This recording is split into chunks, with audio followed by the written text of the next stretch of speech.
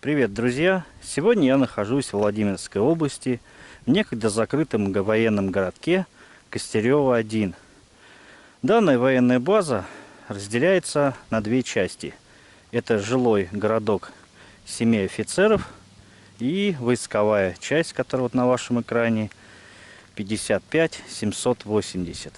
Данная военная часть была расформирована в 2008 году. По приказу, сами знаете кого. Не буду объяснять, и так всем все понятно. Сейчас мы находимся возле плаца. Перед вами впереди первая казарма, за ней еще одна казарма. Здесь была столовая, а вон то здание это чепок. Кто служил в армии, думаю, помнит, что такое плац. Когда были на КМБ, это вечное марширование, получение по пяткам от сержантов и многие другие телесные наказания. Сами помните прекрасно какие. Здесь, рядом с плацем, такой вот постамент. Ракета Беркут С-25. По-моему, так.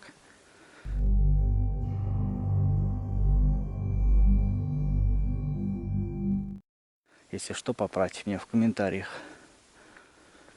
Совсем рядом трибуна для офицеров и такая вот стела. Но если здесь вкратце, задающиеся успехи в подготовке командных кадров частей ПВО Красной Армии за боевые заслуги перед Родиной наградите Высшую офицерскую школу ПВО Красной Армии орденом Красного Знамени. Москва, Кремль, 29 июня 43 года. Ну что, давайте в первую казарму зайдем и посмотрим, может быть, хоть на что-то еще здесь можно посмотреть.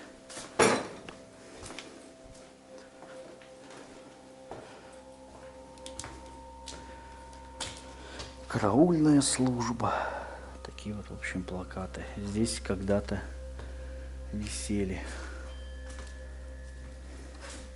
Такой вот уголок из зеркал маленьких наклеенный.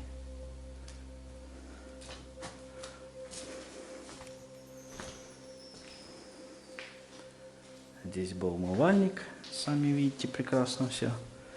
Даже зеркало еще не покололи дети.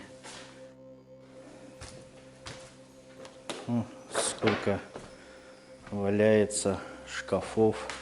Они же, по-моему, пирамиды из-под оружия. Поправьте меня, если это не так. Потому что я служил в стройбате, и автомат Калашникова мы видели только на присяге. И в руках держали. Все. Поэтому некоторым армейским я немножко не разбираюсь. Поэтому уж не обессудьте. Такой вот лозунг. Солдат должен знать, за что и за кого он воюет. Если он не знает, за что он воюет плохо. Такое вот двухсмысленное высказывание. Смотрите, как нарисовано. УАЗик, он же козельчик. О, смотрите, какая красота. Это шеврон автомобильных войск автобата. А это уже гербы различных видов. Сухопутных, морских, воздушных и многих других вооруженных сил. А это значки. Отличие воин-спортсмен у меня у отца такая еще. Этот первой категории, что-то не помню, как они правильно называются. И отличник советской армии. Такие вот советские значки. У меня у отца на кителе есть там довольно-таки много. Чуть больше 10 штучек. Ну вот. Основные источники военные обязанности извне для Российской Федерации. Читать вообще не буду. 1 июля 1918 года по личному приказу Ленина была основана наша часть. 1943 год. За боевые заслуги наша часть награждена орденом Боевого Красного Знамени. Вот представляете, да, сколько лет этой военной части. Это уже получается 102 года. Неплохая дата. Это какой-то учебный класс, судя по всему, был. Или что-то в этом роде. Библиотека. Храни и умножай боевые традиции. Материнский наказ воина российской армии.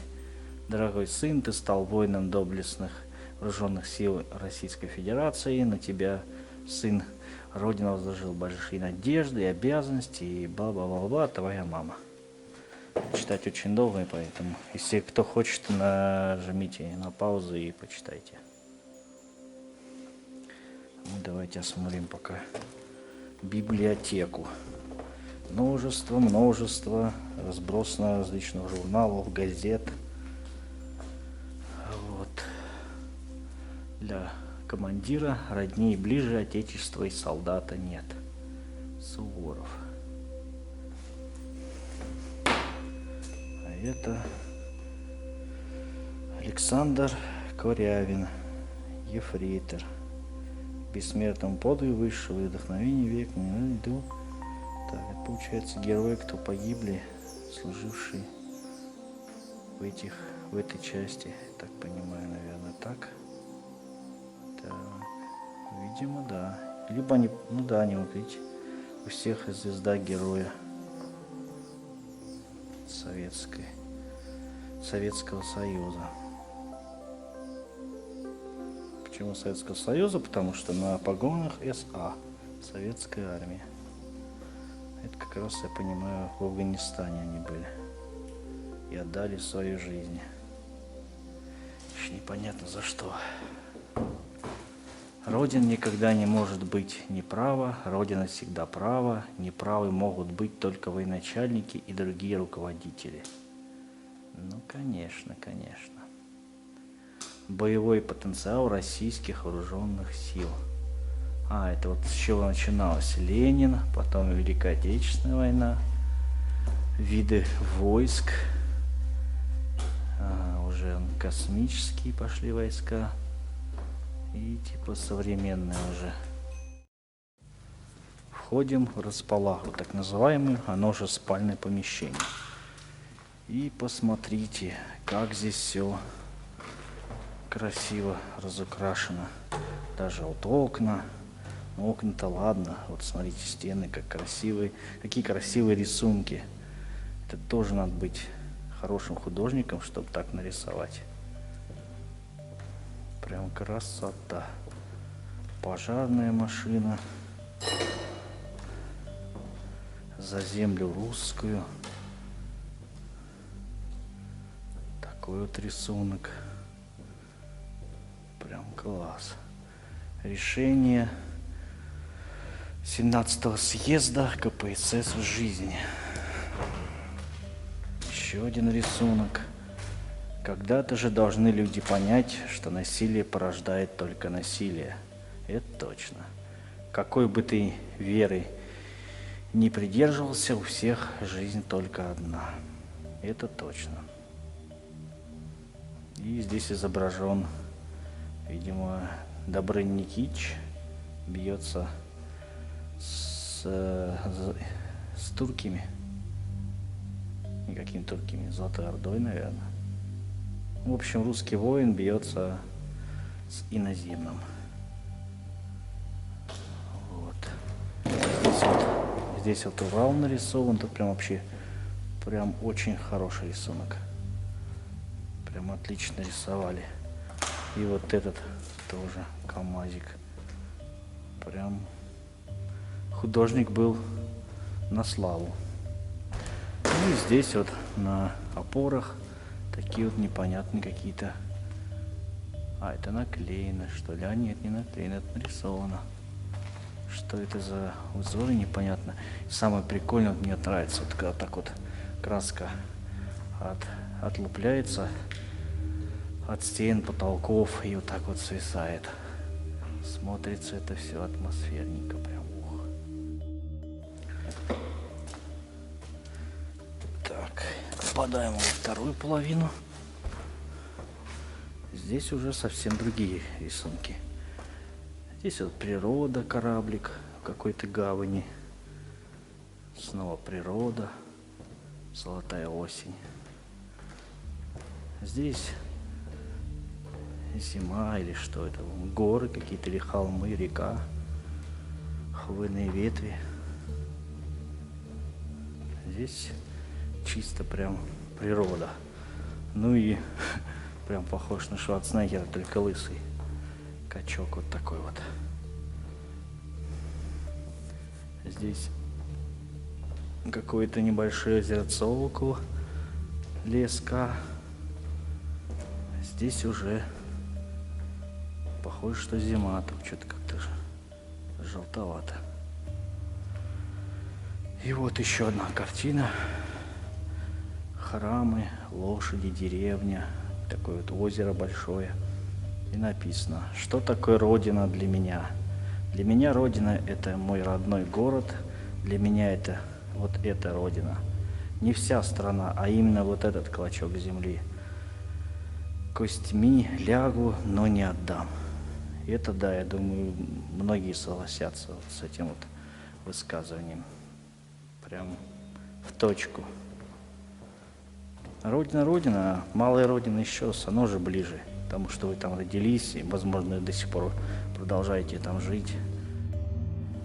Ну, второй этаж этой казармы намного печальнее выглядит. Снова вот качок такой вот. И приклеена такая вот памятка. Без страховки не заниматься. Значит, здесь вот был как раз таки спортуголок. В этой вот половине второго этажа тоже везде нарисована природа. Вот согласитесь, ребят, какие же вот, в принципе, молодцы солдаты, которые вот особенно рисуют, украшают свое жилище, хоть и временные. Раньше там на 2 года, потом на 1,5 и сейчас на год. Вот. Прям парни молодцы, очень красиво. Так, вторая, в общем, половина второго этажа. Ну, здесь уже дети постарались, граффити. Но вот этот прям рисунок четкий. Согласитесь, прям четко нарисовано. Ну, они катаются, блин. Банда мопедчиков. Вот кто постоянно мешает съемкам. Задолбали. Так, ладно, идем дальше. Рисунок прям зачетный.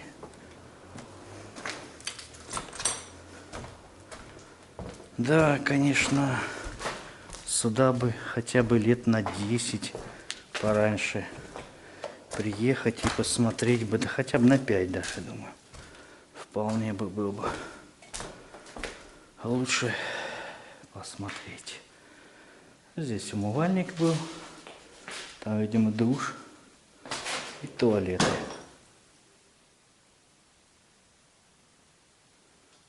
Что это было, непонятно. Тут на крыше что-то.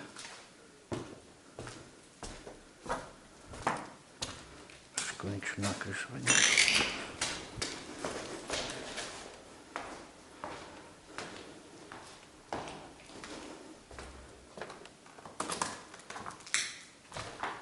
Так, 3-й этаж.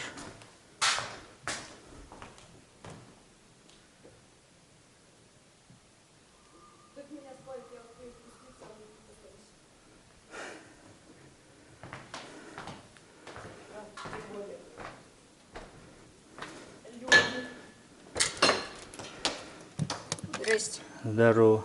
Че лазишь? Я слазил. Не боишься? С обратной стороны лезть. Ты прям руфер, ё-моё. Ну, я так понимаю, в той вот 4-этажке в Акимапе написано, что это школа подготовки молодых солдат. Значит, наверное, там проходили КМБ новобранцы, и там же жили. Вот там учебные классы. Чуть позже мы с вами то сходим, посмотрим. Вот, и, видимо, там они проходили КМБ.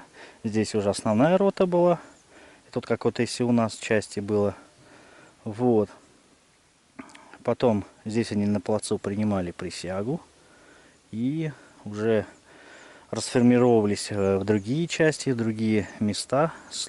Дальше проходить свою срочную службу. А некоторые оставались здесь до дембеля. Вот, видимо так. Ну, может быть, кто смотрит, кто здесь служил, может подскажет, может и мои предположения не верны, поправят в комментариях. Интересно было бы узнать. Вот. Представляете, за много десятков лет существования этой военной части здесь прошло подготовку срочников. Просто огромное количество человек. Да. Теперь вот такое вот у меня. Все заросшее. Вот, не знаю, слышь, нет. Там впереди гостиница. Четырех, по-моему, этажная. За ней еще одна гостиница заброшенная. Это так отмечено на картах Локимапии. Не знаю, зачем здесь гостиница. Даже если бы приезжали родственники, родители на присягу к своим сыновьям, может быть, там их селили. Может быть, как командировочные приезжали сюда офицеры, там жили. Даже не знаю. В общем, кто знает, напишите в комментариях, поправьте, если что. А в той вот стороне находится уже жилой военный городок. Там проживает около 200 жителей. Вот то здание, как вы видите, он используется. Стоит УАЗик-буханка и Лада Веста вроде. И стоят мужчины. Что-то там ходят. Ну, здесь посещение вообще абсолютно свободное. Может любой, каждый желающий сюда приехать. Единственное, я вход, конечно, сюда искал. Как сюда проехать, попасть. Не сразу понял. Интернет, сразу говорю, здесь очень плохо ловит пока мегафон, поэтому даже карта спутниковая что-то толком нифига ничего не грузится. И не очень понятно вообще, как сюда попасть. Просто ехать по бетонке. И все. И сами все увидите дальше. Потому что главные въездные ворота, они на территории этого военного городка, они полностью заделаны. Не только для посетителей, желающих сюда приехать посмотреть, но и для жителей. Они объезжают все это дело вокруг по бетонке. Так, ну мы теперь спускаемся вниз и идем дальше осматривать эту военную часть. Давайте заглянем в него и посмотрим, как тут на данный момент.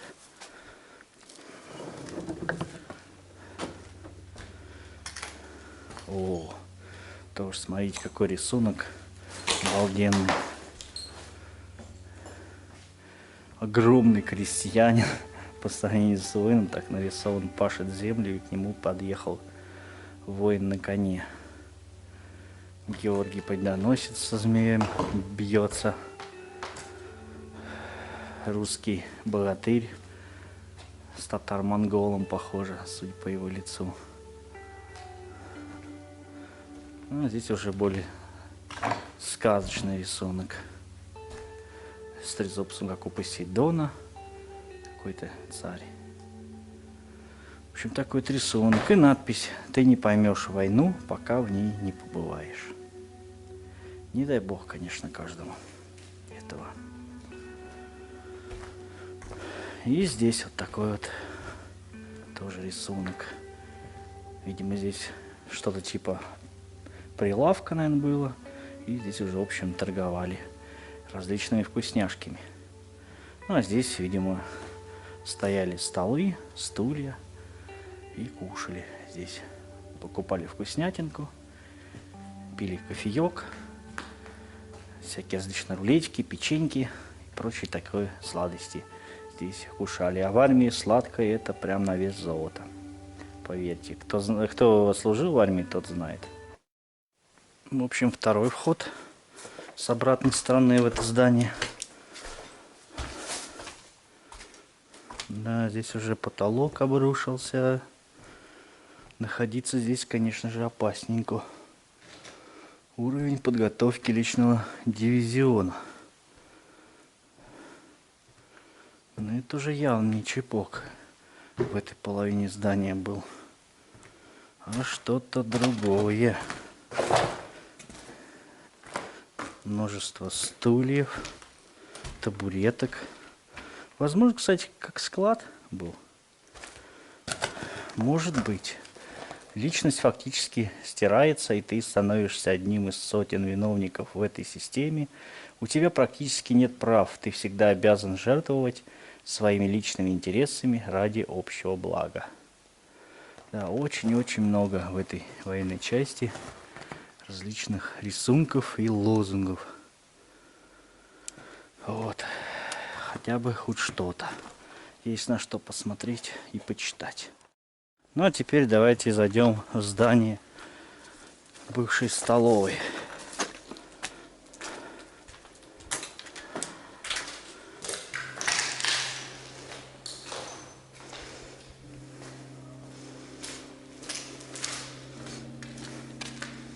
Тут прям как чистенько.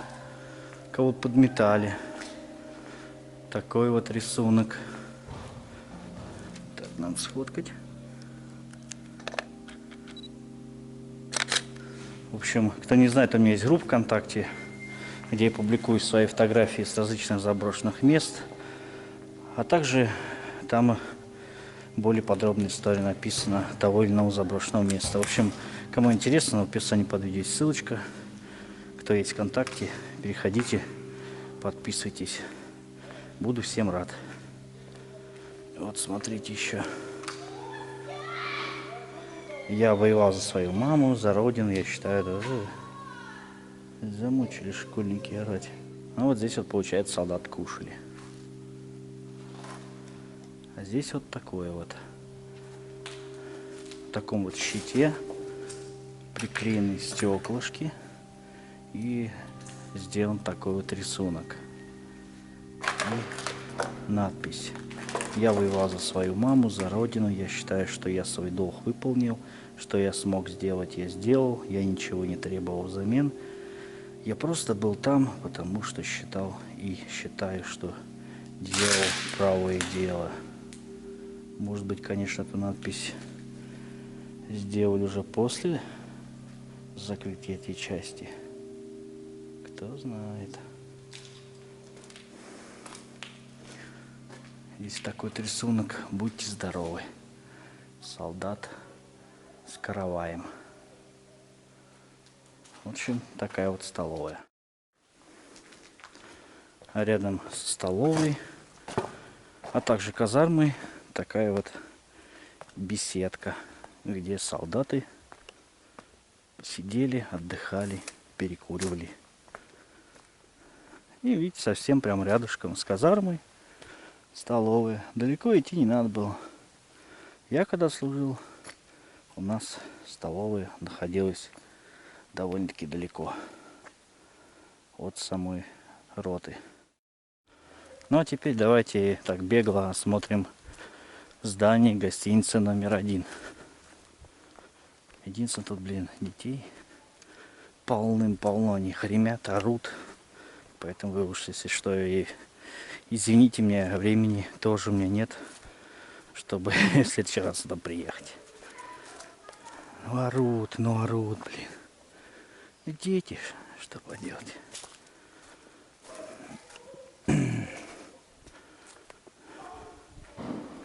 О, все стекла покололи внимание. Просто ради забавы. Кресла старые, холодильник. Мне там сверху ничего не прилетело. Вот и велосипед.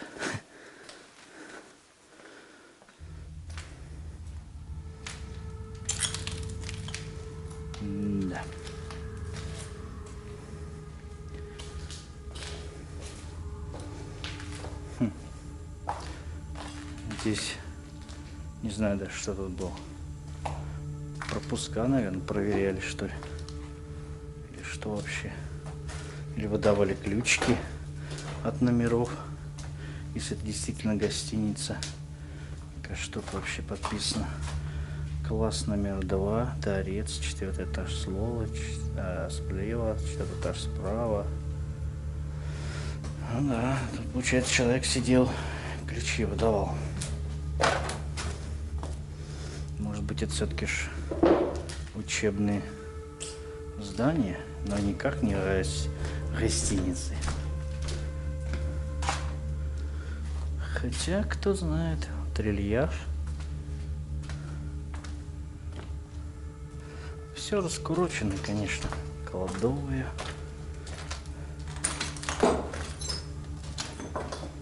Да, тут просто кавардак делан. Давайте второй этаж, что ли, поднимемся.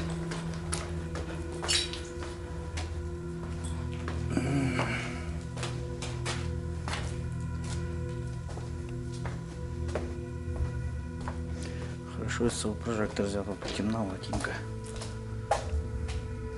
Да нет, все-таки, наверное, правда гостиница. Видите, обоим были стены поклеены.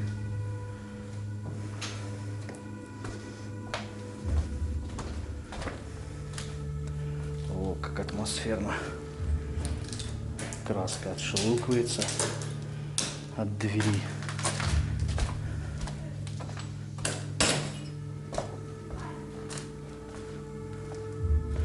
Ну да, похоже, что про гостиница.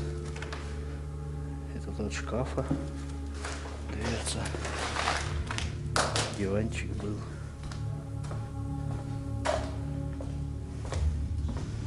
Да.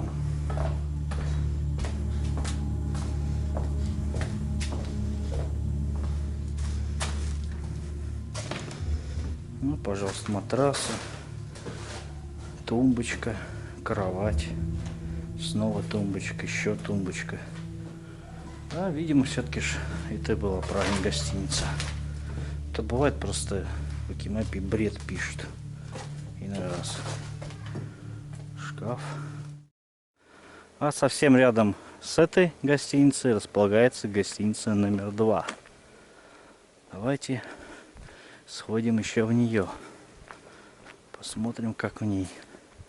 Может быть, получше. Сейчас, в общем, увидим.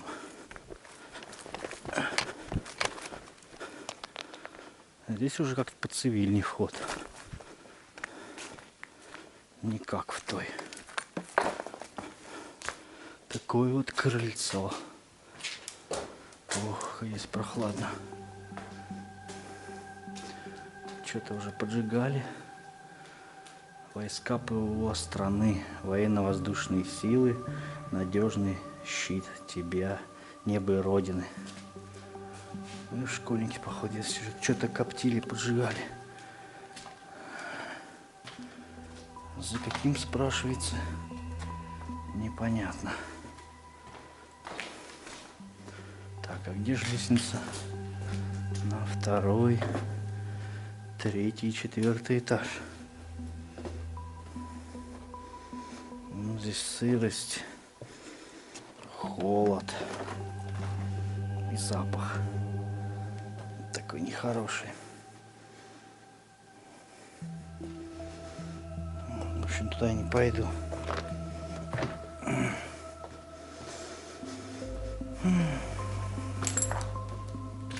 Это же лестница наверх.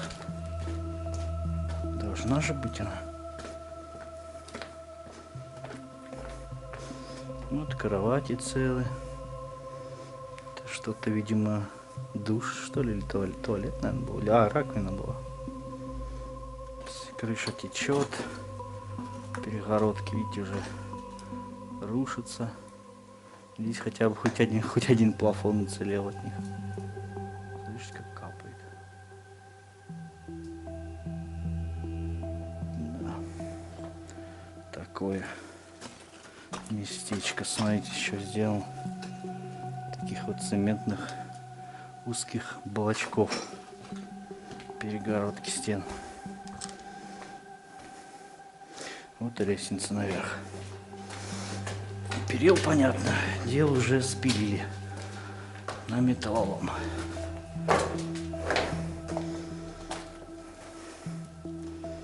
А здесь тоже печальная картина.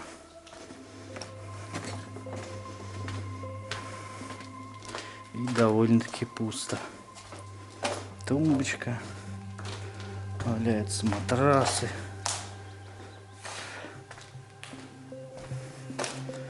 В общем, я думаю, тут больше смотреть не на что. Давайте сходим дальше.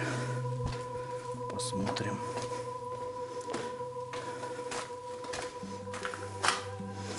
Множество шкафов. Здесь тоже.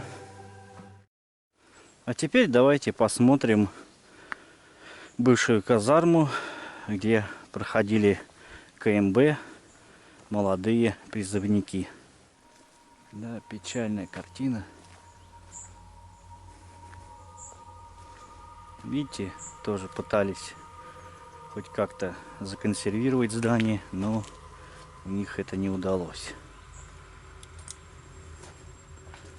Понятно, что ни о каком сохране не может быть идти речи.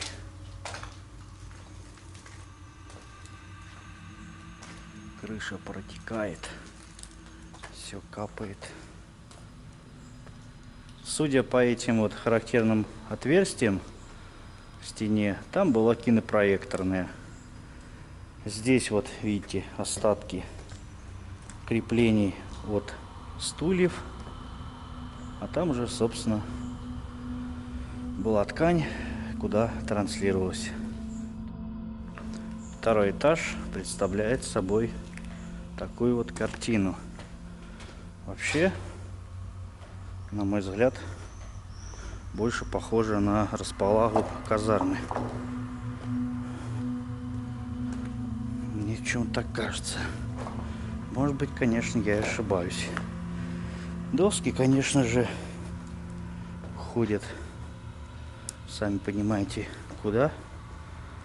Не пропадать же добру, как говорится. Военнослужащий всегда должен быть по форме чисто и аккуратно одетым. Ага. Я так понимаю, здесь умывальник был. Судя по всему. Вон и слив, и вот крепление под раковиной, скорее всего. Поэтому такой вот лозунг. Поднимаемся на 3-й этаж.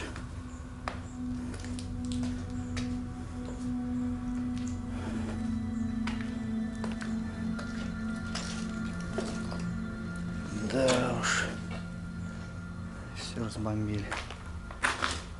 Здесь хотя вот эти вот шкафчики более-менее целые. Кое-где еще остались фамилии. Молчанов В.С., Струбыкин А.Н. и многие другие. Ну да. Здесь уже, собственно, вешались бушлаты.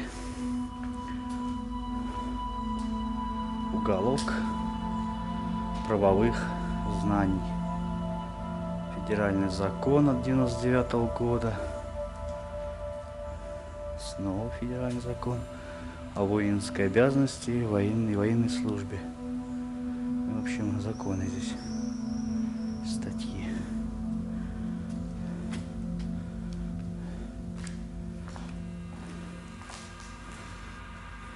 Здесь, видимо, тоже, я так понимаю, умывальники были. Здесь это фотографии стрижек.